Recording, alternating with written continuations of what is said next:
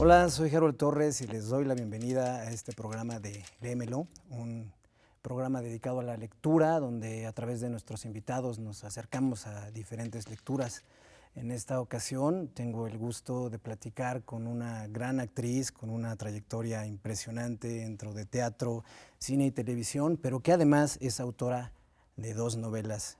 Ella es la querida Lisa Owen. Bienvenida, Lisa. Gracias por invitarme. Un gustazo platicar contigo. Al contrario. Quería decir que hace 10 años me metí en una librería y encontré este libro que se llama No habrá quien nos guíe. Ajá. Y desde ese entonces tenía muchas ganas de platicar contigo sobre literatura y bueno, 10 años después es que se me dio esta oportunidad.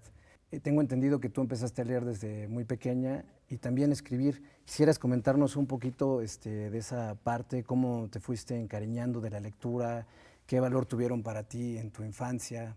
Pues fíjate que en la infancia casi no leí, después empecé a tomar libros de la biblioteca de mis papás, y cuando terminé la prepa decidí estudiar literatura en la Universidad Veracruzana.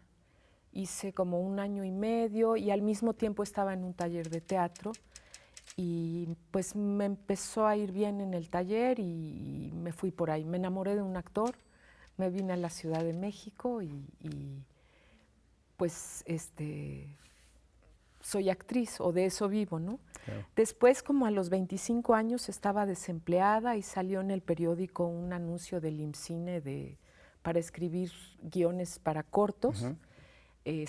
Lo escribí y me salió, la verdad, ese me quedó muy bien. Órale. Y ganó el premio. Y después de eso yo llegué con mi guión, después de que lo filmaron, con el maestro Leñero, Vicente Leñero, y me dejó entrar a su taller.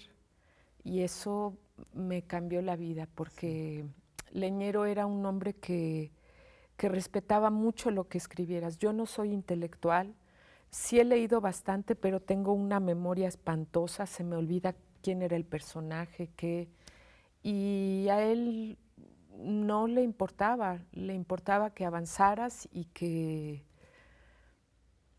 apoyarte, sobre todo apoyarte. Ya hablaremos más adelante, pero me da la sensación que Leñero también está en Testamento, ¿verdad? Es, bueno, por lo menos la figura del taller de escritura. Por allí hay un personaje que se llama Venegas que de repente, escuchándote hablar, me lo recuerda. Pero si quieres hablamos de eso más tarde. Okay. Ahorita me gustaría que me comentaras cómo es que te acercas tú a la lectura en todos estos años de tu formación. Tanto primero estudiaste literatura, luego actuación y desarrollaste una carrera de actuación. Regresas, más bien nunca dejaste de escribir, ahora tienes 2 novelas. Y te quería preguntar, en estas dinámicas de los rodajes, ¿no? Donde Ajá. de repente son 3 meses metido en un camper esperando 8 horas, ¿cómo le haces para leer? ¿Tú tienes tiempo para leer? Y yo preguntaría algo más, ¿puedes escribir ahí o necesitas, como diría Virginia Woolf, tu cuarto propio para realizar ese tipo de otras cosas? ¿Sí necesitas separarlo completamente o puedes convivir con la ficción que estás presentando frente a las cámaras y la otra ficción que te gusta leer o escribir? Pues mira, empecé a leer mucho también en el CUT, donde estudiamos tú y yo, porque sí te encargan leer muchísimo. Con copias. Sí, pero es una necesidad porque, no sé, tú me entenderás, es como poder viajar en tu día a otro lugar, a otro tiempo, a hablar con gente brillante que te alimenta. Para mí es muy importante. Y en cuanto a trabajar y escribir, no puedo. Tengo que separarlo. De hecho, por eso me tardo tanto en escribir algo, porque cuando estoy en un proyecto dejo de escribir y me dedico al proyecto. Siento que es el mismo pedazo de cerebro que ocupo para actuar que para escribir, que es la imaginación. Pero leer depende de qué se trata. Si es una de esas series que son telenovelas en realidad, que duran 3, 4 meses y que estás 8 horas esperando y que son textos que aprendes rápidamente, ahí sí me gusta muchísimo leer. De hecho, es cuando más leo, creo, porque estoy alejada de todas mis quehaceres diarios, en mi casa o con mi hija, o etcétera. Entonces es cuando me gusta muchísimo leer. Pero si es una filmación de una película que va a durar un mes y que tengo que estar muy concentrada, no, casi no leo. Sí te quita ese poder de concentración. Sí. Y bueno, vamos a tener que pasar a tu primera selección de libros, Ok. que en este caso es Roberto Bolaño, Sí. 2666, Ajá. que es un libro póstumo a su muerte en el 2003, Sí. y la publican en el 2004, ¿no? Decide Herralde y su esposa publicarla en un solo tomo, cuando la idea, pensando un poco en las economías de Bolaño, era publicarlo en 5 tomos, ¿no? ¿Por qué escogiste este libro? Y también si nos quieres hablar también de tu relación con Bolaño, sería maravilloso. Pues yo empecé, como mucha gente, con Bolaño, con Los Detectives Salvajes, que es una novela divertida, como nihilista, profunda también, pero cuando llegué a 2666, que bueno, es un librote, me parece una gran obra sobre el tiempo actual y sobre México. El hecho de que hayan juntado las 5 novelas, que yo creo que originalmente ese era el proyecto de Bolaño, era una gran novela y que, como dices, luego quiso separar cuando iba a morir y para que su familia tuviera, para que se publicara en distintos libros y hubiera más dinero para su descendencia. Creo que la mezcla de frivolidad y horror que contiene, por ejemplo, la frivolidad en los especialistas en, ¿cómo se ¿Los llama? críticos? Archimboldi, sí. Los archimboldistas, Los ¿no? archimboldistas, que tienen algo Sí. de esa frivolidad que está detrás de la intelectualidad, que no tiene contacto con la realidad, ¿no? Ya. No sé, me parece una gran obra, y yo sé que es un referente para todos los escritores ahora, Claro. que Bolaño, pues por lo pronto es el gran escritor del siglo XXI, yo creo. Sí, de hecho, Sí. Los Detectives, o sea, en su momento se le comparó con La Rayuela de Cortázar, ¿no? Por la vanguardia que generó. Sí. Y ahora voy a leer esta parte, este fragmento que tú escogiste, que es exactamente del fragmento de Crímenes, para ahorita platicar Claro. esta parte. Háganse las luces.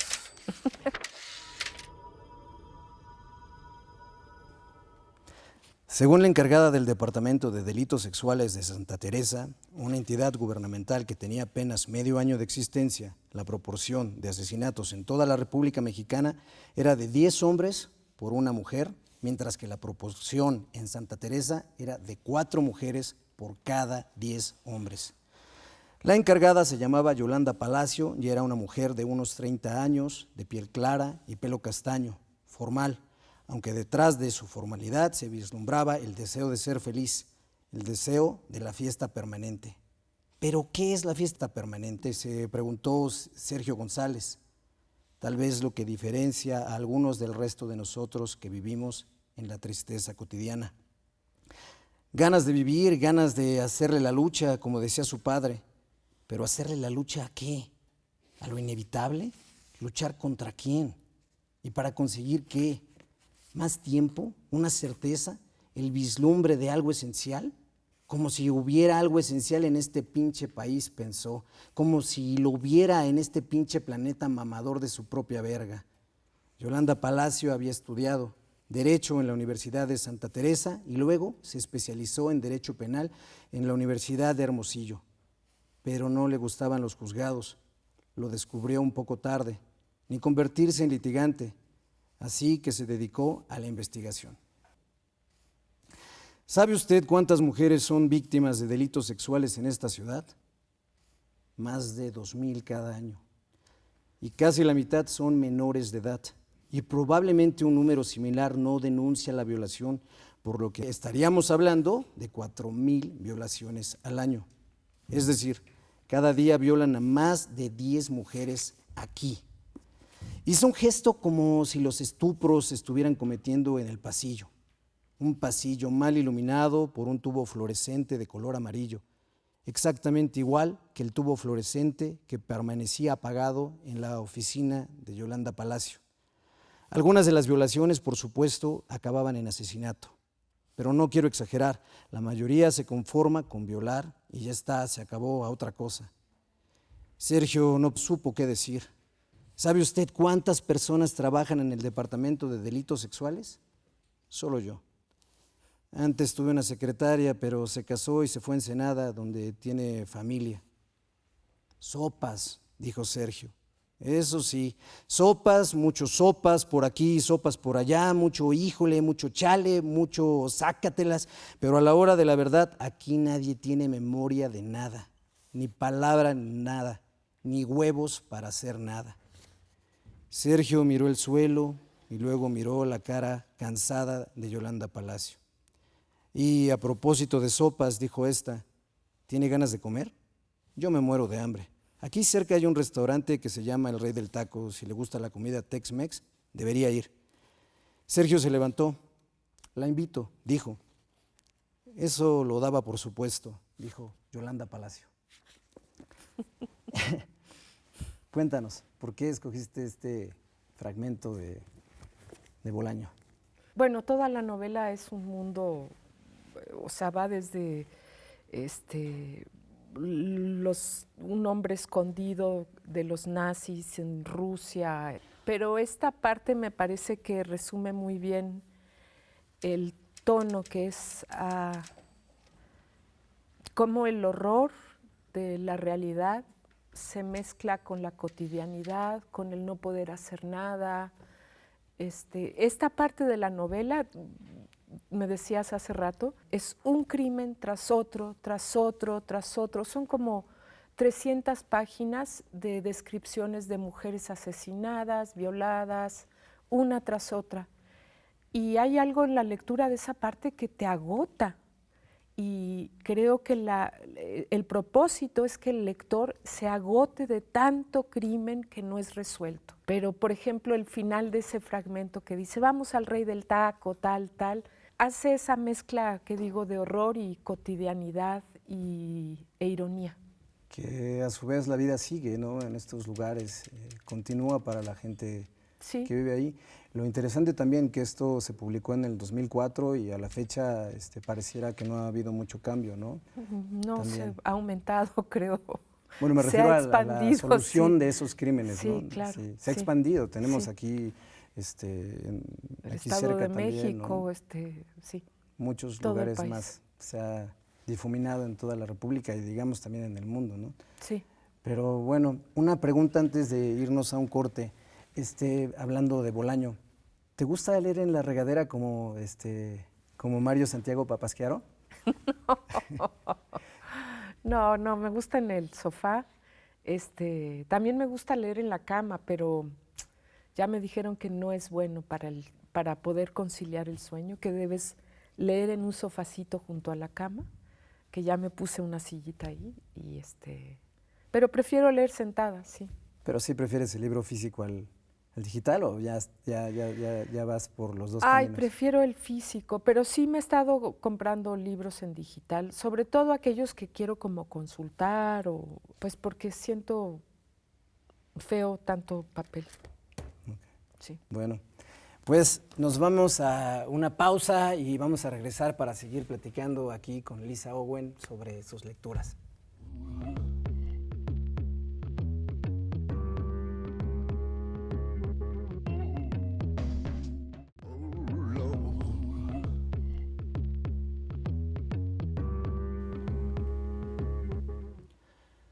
Desde mi cama puedo escuchar el golpe de las olas, como los pasos lentos de un animal enorme que se aproxima. El calor es tan intenso a estas horas que solo logro respirar así, boca arriba, mirando girar las aspas del ventilador. A mi lado, sobre la pintura carcomida de la mesa, están los cuadernos de pasta dura marca Ideal y los lápices alineados a la espera de entrar en acción. Tengo 6 meses para escribir una novela, que sea original de preferencia, negra o con tintes de suspenso al menos, narrada en primera persona a manera de confesión o relato autobiográfico, que es lo de moda. Pero no logro empezar. Ni siquiera tengo una idea que pudiera convertirse en un relato. Tampoco creo tener la disciplina necesaria para seguir las peripecias de un personaje o crear una situación interesante. Echar mano de mi propia historia sería ridículo, porque ni yo mismo entiendo qué fue lo que sucedió y la mejor versión de mi vida ya fue escrita. Si cierro los ojos, no logro acallar este grito constante que rebota en el silencio de mi cráneo y me impide discernir una palabra con la cual comenzar. Llevo 3 días tirado en la cama, sudando las sábanas de poliéster, abandonado al sopor del que despierto a medias para comer algo y mirar el atardecer mientras el mar se encarga de ablandarme todo. Ayer dormí 20 horas de corrido. Después desayuné en la palapa, deslumbrado por la irrealidad del cielo, y volví a la cama buscando arrullarme en la desidia.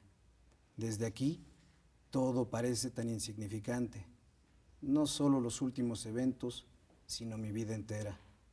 Será la distancia o la nimia que resulta toda empresa humana frente a lo inconmensurable del mar. Bueno, este fue un fragmento de Testamento de Lisa Owen, quien es nuestra invitada del día de hoy en Léemelo.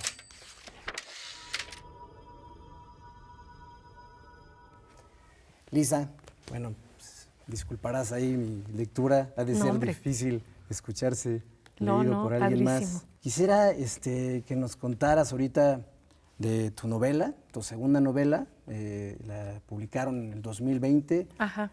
Exactamente en pandemia. En pandemia. ¿No? Lo cual seguramente logró muchos lectores felices. Y quería comentar, bueno, que la obra habla de un escritor, en este caso Federico Carreño, que está tratando de escribir su segunda novela. Se va a la playa para alejarse y concentrarse, pero se lleva cargando el peso profundo del éxito de su primera novela, lo cual no le permite continuar escribiendo. Y en ese sentido, ahorita nos contarás de la novela, pero quisiera poner sobre la mesa una cosa que me llamó mucho la atención, que es el hecho de que hasta parece una metaficción. Tú escribiendo sobre un escritor que a su vez está tratando de escribir y que se refugia ante su falta de luminosidad en ese momento en su escritura anterior. Y cuando la lee de nuevo a partir de otro personaje, Tambú, que está magnífico, se da cuenta que algo no leyó bien al parecer. Y eso le cambia la realidad actual. Eso me llama mucho la atención. ¿Nos podrías platicar un poquito de tu novela? Porque, no sé, lo que nos quieras comentar.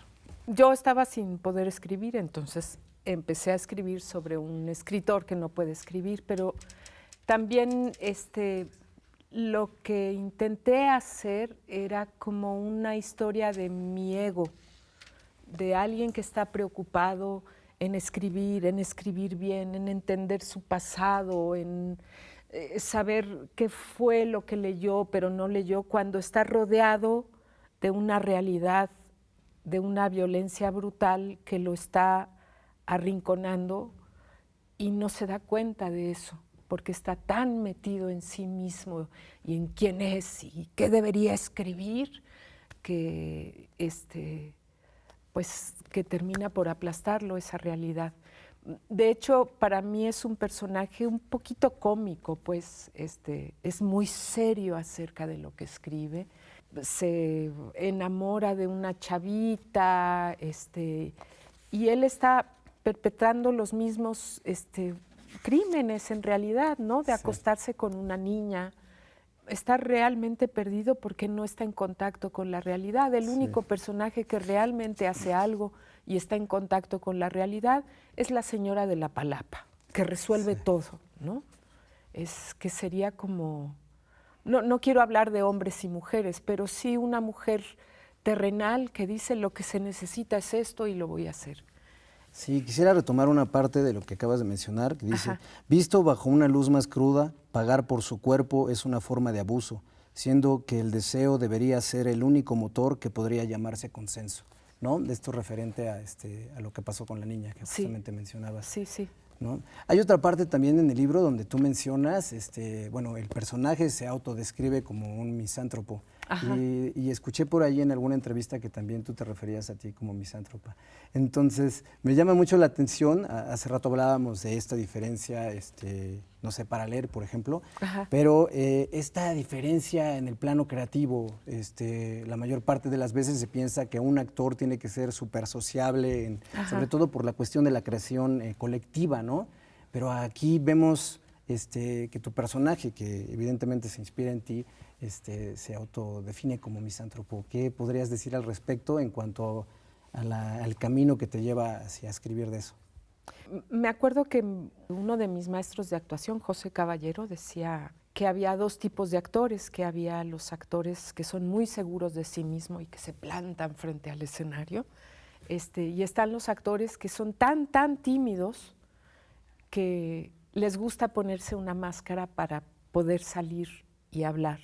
Yo creo que yo pertenezco al segundo tipo de actor. No, me pone muy nerviosa, por ejemplo, estar en entrevistas o estar en el escenario cuando se supone que soy yo.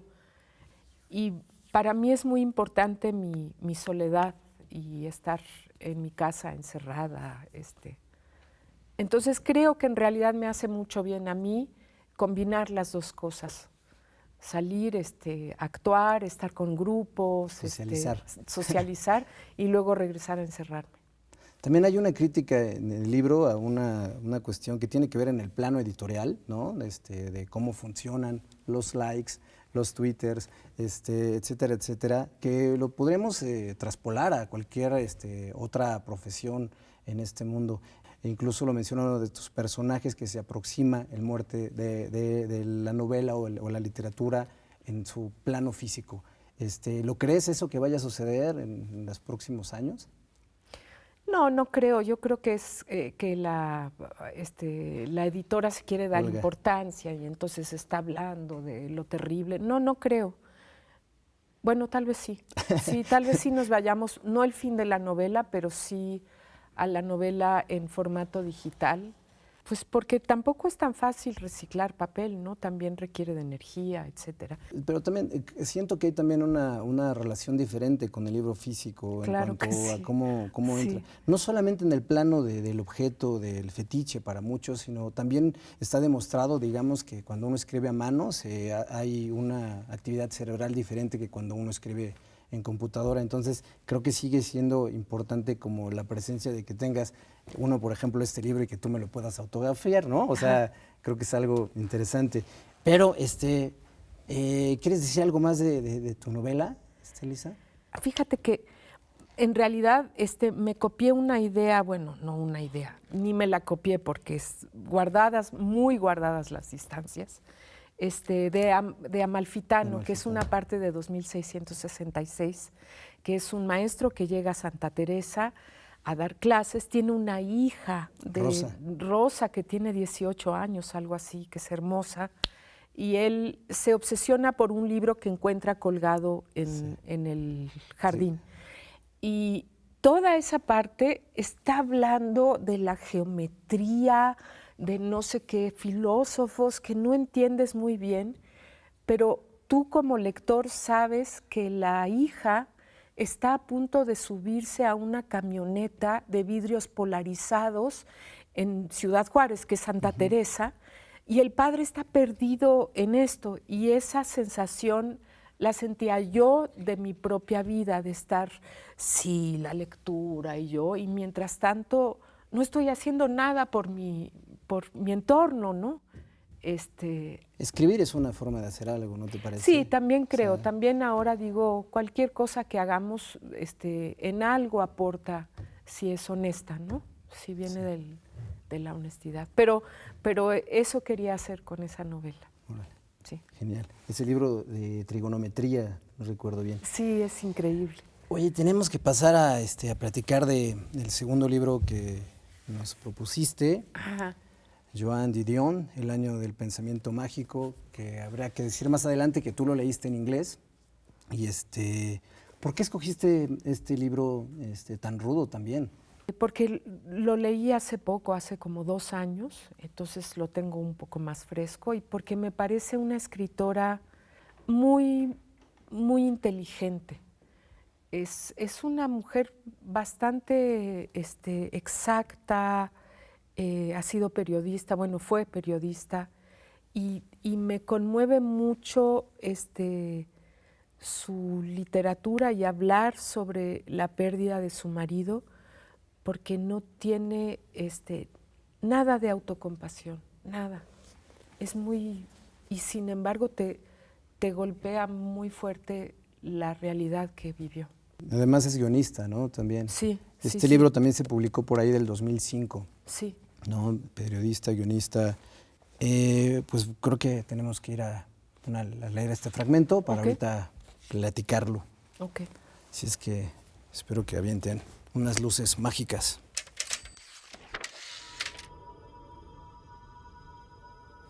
Estás a salvo. Recuerdo que le susurré a Quintana cuando por fin pude verla en la unidad de cuidados intensivos de Lucla. Estoy aquí, te vas a poner bien. Le habían afeitado la mitad del cráneo para la operación. Yo le vi la larga incisión y las grapas que se la mantenían cerrada. Ella volvía a respirar únicamente gracias a un tubo endotraqueal. Estoy aquí. Todo va bien. ¿Cuándo te tienes que marchar?, me preguntó el día que por fin pudo hablar. Pronunció las palabras con dificultad, con la cara tensa. Yo le dije que no me iría hasta que nos pudiéramos marchar las dos juntas. Se le relajó la cara. Se volvió a dormir. Durante aquellas semanas se me ocurrió que aquella había sido la promesa fundamental que yo llevaba haciéndole desde el día en que nos la habíamos traído a casa desde el St. John's Hospital de Santa Mónica, que no me marcharía, que cuidaría de ella, que no le iba a pasar nada. También se me ocurrió que era una promesa que yo no podía cumplir. Yo no podía cuidar de ella siempre, no podía no marcharme nunca. Ella ya no era una niña, era una adulta. En la vida pasan cosas que las madres no podemos impedir ni arreglar, y a menos que una de aquellas cosas la matara de forma prematura, como casi había pasado en el Bet Israel y todavía podía pasar en el UCLA, yo me moriría antes que ella. Recuerdo discusiones en bufetes de abogados en las que me había angustiado la expresión fallecimiento previo. La expresión no podía aplicarse a nuestro caso. Después de cada una de aquellas discusiones, yo veía las palabras tragedia múltiple bajo una luz nueva y favorable. En una ocasión, sin embargo, después de un vuelo difícil entre Honolulu y Los Ángeles, yo me había imaginado una de aquellas tragedias múltiples y la había rechazado. El avión se venía abajo. Ella y yo sobrevivíamos milagrosamente al accidente aéreo y nos quedábamos a la deriva en el Pacífico, agarrándonos a los restos de la colisión. El dilema era el siguiente. Como yo estaba menstruando y la sangre atraería a los tiburones, yo tenía que abandonarla, alejarme nadando, dejarla allí. ¿Sería capaz de hacerlo? ¿Acaso todos los padres y las madres se sienten así? Cuando mi madre estaba a punto de morirse, con 90 años, me explicó que ya estaba lista para morirse, pero que no podía. Jimmy, tú me necesitáis, me dijo. Para entonces mi hermano y yo ya estábamos en la 60. Estás a salvo. Estoy aquí. Cuéntanos, Lisa, ¿por qué escogiste este fragmento? Bueno, me parece muy conmovedor, pero también me parece que presenta muy bien la manera en que ella escribe. No adjetiva, nada más va diciendo lo que está sucediendo y eso lo admiro mucho. Y la mezcla de pensamientos de alguien que está en una situación tan extrema, como aquello de que se imagina que si el avión se estrella, ellas dos caen al mar, pero ella está menstruando, ¿qué va a hacer si vienen los tiburones? Entonces no va a poder estar con su hija. Esa mezcla de estar viviendo en un momento terrible y pensar Ya sé que no lo está pensando en ese momento, eso es algo que recuerda, pero es una constante en esa novela, la mezcla de, y tengo que hablarle a tal, tengo que pagar tal, tengo que decir tal, mientras se acaba de morir su esposo, ¿no? Que me parece muy apegado a los momentos que me ha tocado a mí vivir. Se acaba de morir su esposo y su hija está en el hospital, Su de hija la está cual va a hablar en su siguiente novela, que no recuerdo ahorita el título. Noches Azules. Noches Azules. Sí, que también murió su hija. Sí. Sí, es terrible, terrible. ¿Podrías compartirnos otro fragmento? Ay, a ver.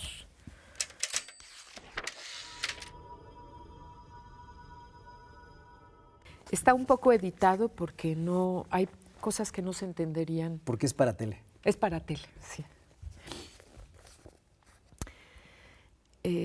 Se acaba de morir el marido. Llegó Lynn. Nos sentamos en la parte del salón donde no había sangre, ni electrodos, ni jeringuillas. Recuerdo que mientras hablaba con Lynn pensé, esta era parte de lo que yo no podía decir, que la sangre debía de venir de la caída. Se había caído de cara, de ahí el diente mellado que yo le había visto en urgencias del hospital, y el diente le debía de haber hecho un corte dentro de la boca. No recuerdo qué más hicimos Lynn y yo entonces. Recuerdo que ella dijo que debería quedarse a pasar la noche, pero yo le dije que no, que estaría bien sola. Y lo estuve. Hasta la mañana, cuando, antes de despertarme del todo, intenté acordarme de por qué estaba sola en la cama. Experimenté una sensación plomiza, la misma sensación plomiza con que me despertaba las mañanas después de que John y yo nos peleáramos. ¿Acaso nos habíamos peleado? ¿Por qué? ¿Cómo había empezado? ¿Y cómo podíamos arreglarlo si yo ni siquiera me acordaba de cómo había empezado?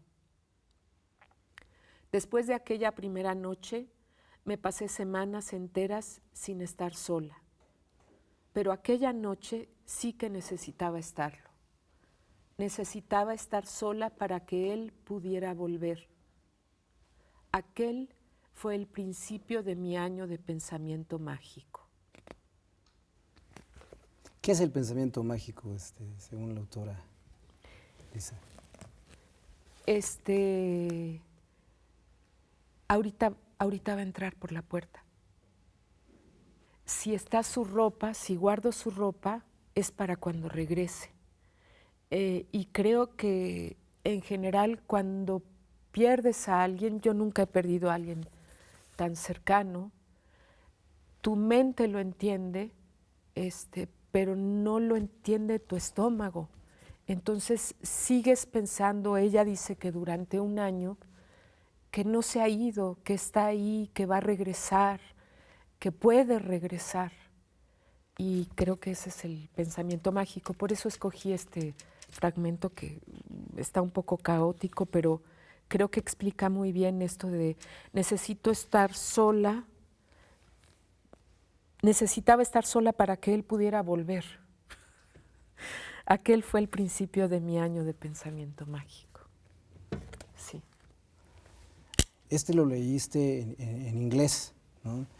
¿Prefieres la lectura en inglés, en español? Me gusta mucho leer en inglés a los escritores que escribieron en inglés. Buenísimo.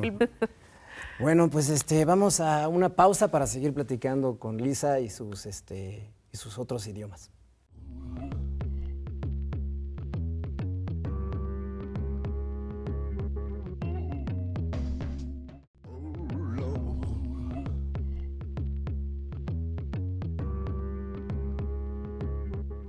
Bueno, ya regresamos aquí a Léemelo y estamos platicando esta tarde-noche con Lisa Owen. Y no me quería ir, Lisa, sin que nos platicaras un poquito de tu primera novela, No habrá quien nos guíe. Bueno, la promuevo. Pues es una novela que habla mucho de la muerte. Son 3 personajes masculinos que se enfrentan de distinta manera a la muerte. No habrá quien nos guíe. El título viene de la idea de que si existe un Dios, no tiene motivos o razones humanas. Para mí y para estos personajes son todos ateos. Entonces, para mí es una novela muy, muy querida. ¿Cuánto te tardaste en escribirla o qué es Uy, lo que me te llevó a tardé ello? como 4 años porque normalmente o escribo o actúo, como que ya lo había dicho. Entonces, pero fue el maestro Leñero. Yo empecé a escribir sobre unos personajes para un guión y él me dijo, sigue escribiendo eso, sigue. Yo sentía que no tenía permiso para escribir narrativa porque no soy intelectual, porque me tardo mucho en encontrar las palabras para las que quiero, etcétera. Y siempre pensé que podía escribir guión porque había estudiado actuación y porque tengo una idea de una estructura dramática, etcétera. Pero fue el maestro Leñero el que me dijo, síguele por ahí. Ya en un momento me dijo, ya tienes que armar una estructura, etcétera. Y bueno, todo se lo debo a mi maestro. Oye, y hablando de esto, si no fueras actriz, ¿tú crees que leerías teatro? ¿O por qué sientes o piensas que, bueno, más bien yo siento que la gente generalmente no lee teatro? ¿Por qué crees que se dé esto? No sé, yo tampoco leo mucho teatro, ¿eh? Leí mucho Me en la consta. escuela y cuando tengo que hacer algo de teatro, pues leo todas las obras del autor. Eh, no sé, yo siento que el teatro, quizá no tanto como los guiones, pero es una, como una guía hacia algo que será. Yo sé que los escritores, los dramaturgos se enojarían, pero creo que no es todavía, que es cuando está en escena y para eso está escrito. Entonces es como si fuera un código que tienes que desentrañar.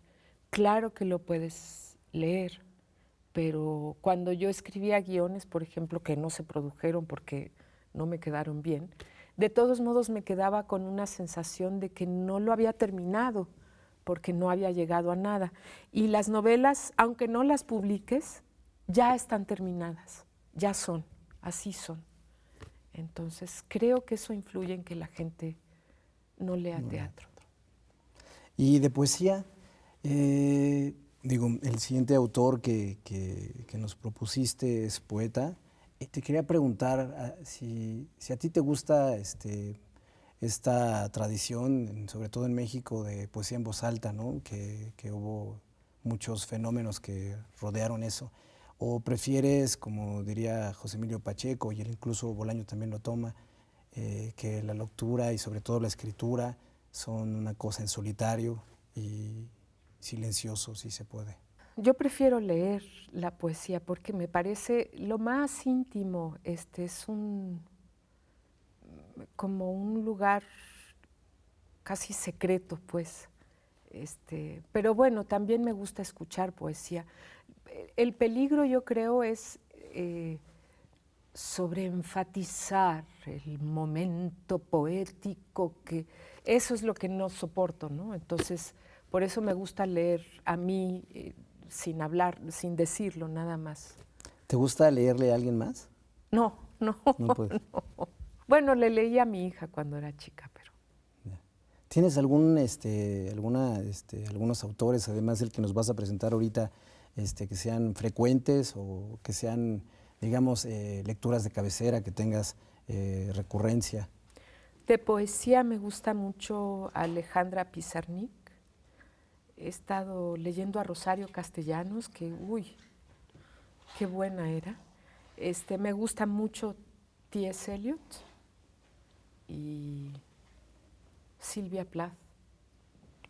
Sí, esos los tengo ahí. También Sabines, me gusta mucho Sabines también. Ahora, Pero Gamoneda, para es mí otro. me impresiona mucho. Pues pasemos a Antonio Gamoneda. Ok. ¿Por qué escogiste este libro? Pues porque son poemas que me tocan muchísimo. Gamoneda, creo, por cosas que he visto en YouTube, no creas que sé tanto de él, por sus entrevistas, que durante la Guerra Civil eh, de niño veía mucha gente que iba hacia los campos de concentración. Tiene como una conexión muy fuerte con las pérdidas de los hijos, las madres, y yo siento, sobre todo ahorita, como el dolor que hay en este momento, como decías, en el mundo, pero en México, con las muertes y las desapariciones sobre todo, que es alguien que me llega mucho. Yo creo que ya te diste cuenta de que soy bien azotada para leer, me encantan las cosas oscuras y densas. Somos, diría el otro. Sí, sí. ¿Nos quieres ¿Yo? leer? Ok. Unos A ver, ¿cuál poemas. me tocaba primero? Quería leer primero uno de los más luminosos. Bueno, no, mejor leo este antes, que no es tan luminoso.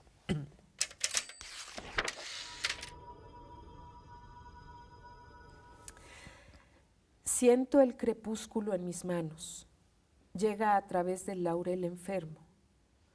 Yo no quiero pensar, ni ser amado, ni ser feliz, ni recordar. Solo quiero sentir esta luz en mis manos y desconocer todos los rostros y que las canciones dejen de pensar en mi corazón y que los pájaros pasen ante mis ojos y yo no advierta que se han ido. Hay grietas y sombras en paredes blancas y pronto habrá más grietas y más sombras y finalmente no habrá paredes blancas. Es la vejez. Fluye en mis venas como agua atravesada por gemidos. Van a cesar todas las preguntas. Un sol tardío pesa en mis manos inmóviles y a mi quietud vienen a la vez suavemente, como una sola sustancia, el pensamiento y su desaparición. Es la agonía y la serenidad. Quizás soy transparente y ya estoy solo sin saberlo. En cualquier caso, ya la única sabiduría es el olvido. ¿Qué te dicen esas palabras tan poderosas? Bueno, todo esto ya lo escribió ya viejo, no ha muerto. Parece que ganó el Cervantes en el 2006, el premio Cervantes. Pero es un hombre muy recluido y nada, me gusta mucho cómo habla de la desaparición de todo, con la vejez y con la muerte. ¿Te gustaría escribir poesía? ¿O escribes poesía? No, Sería no, más no, bien. no escribo. No, no, no. No, sí me gustaría. Pero no. Bueno. Yo creo que sería mejor que leyeras ¿Sí? los otros dos que tienes. Bueno, voy con el luminoso, si se puede decir, porque este se lo escribió a su nieta. Yo estaré en tu pensamiento, no seré más que una sombra imprecisa. Habré existido en un instante en que la alegría y la piedad ardían en tus ojos. Pero también quiero permanecer desconocido en ti, desconocido, simplemente envuelto en tu felicidad. Tú distraída en tu luz y yo apenas viviente en ella, y así, imperceptiblemente amado, esperar la desaparición. Aunque quizá estamos ya separados por un hilo de sombra y cada uno está en su propia luz, y la mía es la que tú vas abandonando. Pero sí hay luz, sí fue más luminoso. Sí fue más luminoso. Sí. Me gusta mucho me parece como dejar tu vida en la alegría de un niño, ¿no? ¿Qué es lo que dice? estar envuelto en tu felicidad. ¿Envuelto, dice? Sí, simplemente envuelto en tu felicidad. Como se puede ver por las pastas y todo, es un libro que lees seguido. Sí, al que le echo café también, creo. Sí. Sí. ¿Hace cuánto descubriste a este poeta? Como hace 10 años. Órale. Sí, sí, sí. ¿Nos quieres compartir la última? Ok. Ay.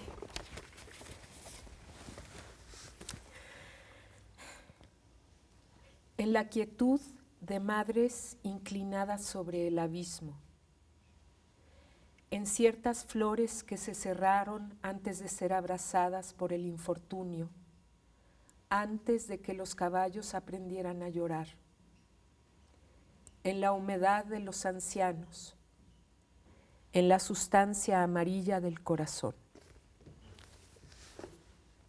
Fuertes palabras. Sí. Órale.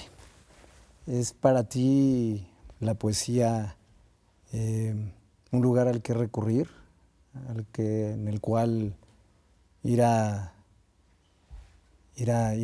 limpiarse de cierta forma? ¿Qué es para ti la poesía? Es un lugar para tocar el corazón así, directo. La novela te va llevando siempre por un mundo, todo un mundo interior de los personajes, y hay cosas que te conmueven y hay cosas, pero yo creo que la poesía va directo como a la sensibilidad y a la intuición. La uso mucho para actuar también, como para entender vivencias de los personajes, pero cómo se vive por dentro algo.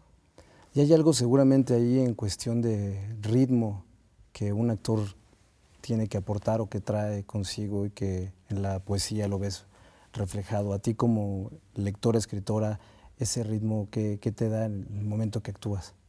Pues no sé, yo pienso que leer lo más importante es que estés concentrado y entendiendo lo que estás leyendo, y eso te da el ritmo que debería tener, supongo. Y me pasa lo mismo actuando, que debo entender lo que estoy diciendo, más que pensar en cómo lo estoy diciendo, porque entonces me salgo de la situación, me salgo de mí, o me salgo del poema y me estoy escuchando, ¿no? Entonces, sí, creo que en ese sentido es como un paralelo. Órale. Bueno, pero después de hablar de esta poesía que puede ser como un tiempo distinto, ¿no? Que puede ser otro ritmo, incluso en ese mismo tiempo-espacio, ¿no? Pero podemos hablar de otras cosas y hablar de otras lecturas que tú tengas, otras obras que nos quisieras recomendar para que podamos seguir en tus lecturas. Julián Herbert, que es un norteño súper escritor, es fuerte, es muy fuerte, sí, leerlo, pero es muy bueno. Esta de temporada de huracanes. Fernanda Melchor. Fernanda Melchor también tiene una manera de escribir sin un punto, sí, así te da un ritmo de lectura brutal. Y también es muy, muy fuerte. La que acabo de leer que me encantó fue Mariana Enríquez. Uf. ¡Guau! ¡Qué escritora argentina! Y también Las malas de Camila Sosa Villada, una escritora transexual. Es un libro muy conmovedor, muy hermoso. Comentabas que también era actriz, ¿verdad? Sí, es actriz y tengo entendido que cantante. También es muy oscuro. Para variar. Pero es muy bueno, muy bueno. Y iba a mencionar mi libro de autoayuda. Por favor. Es que mira, yo tengo, he leído a todo tipo de terapias, creo que he leído todos los libros de autoayuda. Y este libro que tiene un pésimo título, El poder de la hora. Y que vendió 4 millones de ejemplares. Pues yo creo que es un gran pensador este hombre, Eckhart Tolle. Es alemán, creo, y estudió en Cambridge o algo así, y dejó la carrera porque decidió que iba a escribir sobre, pues realmente es budista, es como budista para Occidente, pero habla mucho de cómo separar el dolor del sufrimiento. El dolor es inevitable, pero el sufrimiento es una decisión. Tú puedes decidir estar en paz o sufrir. Entonces, a mí que sufro mucho, me ha ayudado mucho a estar mucho más contenta en la vida. Y me parecía honesto decir, también este libro me gusta mucho, porque yo sé que no es gran literatura, pero sí es un gran pensamiento, yo creo, explicado de una manera muy sencilla, pero es un libro que leo casi diario, que me tranquiliza mucho. O sea, es un de cabecera. La verdad es que lo tengo en audiolibro, entonces cuando estoy así toda tensa lo escucho y ya salgo muy tranquila a la Sin calle. sufrimiento. Sin sufrimiento, sí. Órale. Es como de pare de sufrir. Con ustedes. Pero yo creo que es muy inteligente. Bueno, pues lamentablemente se nos acabó el tiempo, Lisa. Fue un placer platicar contigo. Muchas gracias por todos los libros que nos recomendaste. Al contrario. Muchas gracias a toda la gente que nos siguió desde sus casas a este programa de Lémelo. Y los esperamos en el siguiente capítulo de esta novela que es Lémelo. Muchas gracias a TV UNAM y a Canal 22 por darnos esta transmisión. Chao.